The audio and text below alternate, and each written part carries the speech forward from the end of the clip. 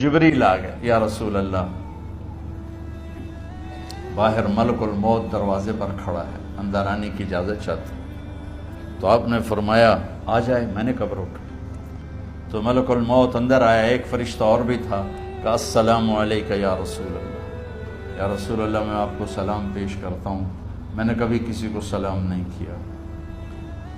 آپ کے رب نے فرمایا جب جاؤ تو اجازت لے کے جانا، بن اجازت اندر نہ جانا، میں کبھی کسی سے اجازت نہیں لیتا۔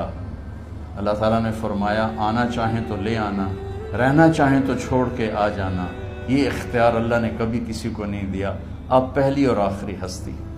تو آپ نے فرمایا اگر میں اجازت دے دوں تو میری جان نکالو گے؟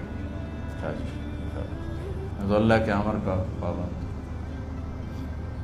تو آپ نے جبریل سے پوچھا کیا کہتے ہو، تم کیا کہتے ہو؟ جبریل نے کہا یا رسول اللہ، اللہ آپ کی ملاقات کے شوق، آپ کے جانے میں 5 دن باقی تھے، تو آپ نے فرمایا مجھے 7 کنووں کے پانی سے غسل کرواؤ۔ تو 7 کنووں سے پانی لایا گیا مشکیزوں میں بھر کے۔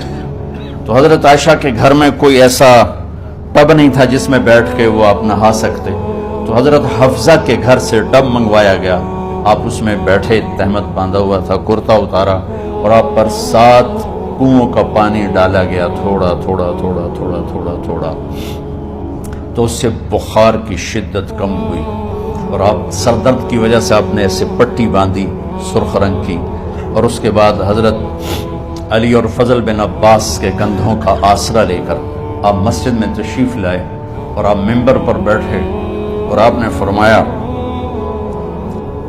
لوگوں میرے جانے کا وقت آ چکا ہے، میں نے کسی پر زیادتی کی ہو، کسی کو تھپڑ مارا ہو، کسی کو چھڑی ماری ہو، کسی کا حق دبایا ہو، تو میں اپنی جان کے ساتھ، مال کے ساتھ حاضر ہوں، مجھ سے یہی بدلہ لے لو، آخرت میں میرے خلاف کوئی دعویٰ نہ کرو، میں آخرت کے حساب کو برداشت نہیں کر سکتا۔ جن کے طفیل لوگوں کا حساب معاف ہوگا، جن کے طفیل، جن کی شفاعت پر لوگ بے حساب جنت میں جائیں گے، وہ روتے ہوئے فرما رہے ہیں کہ میں آخرت کے حساب کو نہیں دے سکتا۔ تو سارے صحابہ رونے لگے، لیکن آپ اپنی بات کو دہراتے رہے، کوئی بھی نہیں اٹھا۔ تو آپ نے ظہر کی نماز پڑھائی، ظہر کے بعد پھر ممبر پر آئے اور فرمایا کہ لوگوں یہیں مجھ سے حساب کتاب کر لو، آگے نہ کرنا،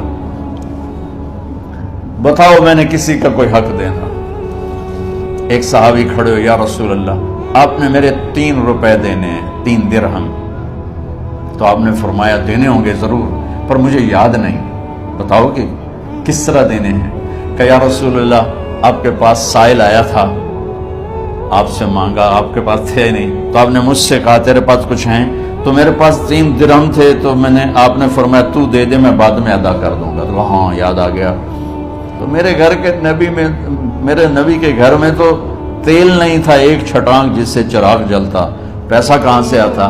تو آپ کے سامنے آپ کے کزن فضل بن عباس کھڑے تھے، آپ نے فرمایا فضل میرا قرضہ ذمہ لیتے ہو؟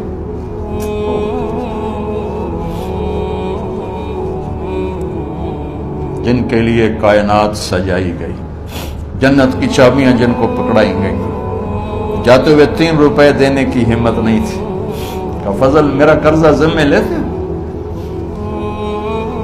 کہ جی یا رسول میں اپنے ذمہ لیتا ہوں۔ کہ اس سے لے لینا۔ آپ گھر تشریف لے گئے،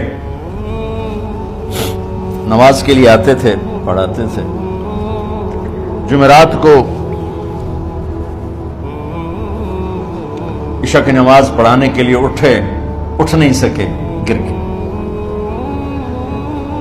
پھر اٹھنے لگے، اٹھ نہیں سکے، گر گئے، پھر اٹھنے لگے، اٹھ نہیں سکے۔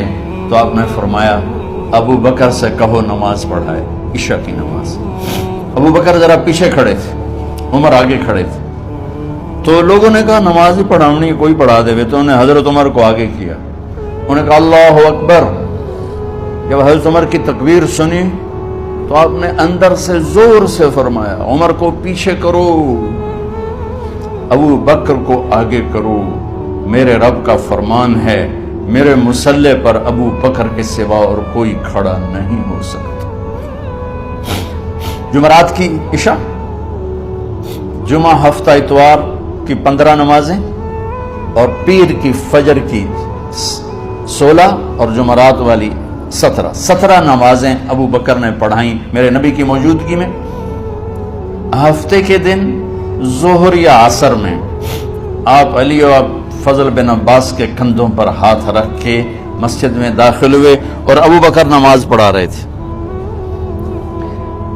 ادھر محسوس ہوا کہ اللہ کے نبی آ رہے ہیں، تو ابو بکر نے یوں پیچھے ہٹنا شروع کیا تاکہ مصلی سے ہٹ جائیں، تو آپ نے ایسے ہاتھ کا اشارہ فرمایا کہ کھڑے رہو، ہٹو نہیں، کھڑے رہو۔ تو وہ پھر آگے مصلی پر آ گئے، تو آپ تشریف لائے اور الٹے ہاتھ ابو بکر کے ساتھ بیٹھ کر آپ نے ظہر یا عصر کی 4 رکعت نماز ابو بکر کی امامت میں ادا فرمائی۔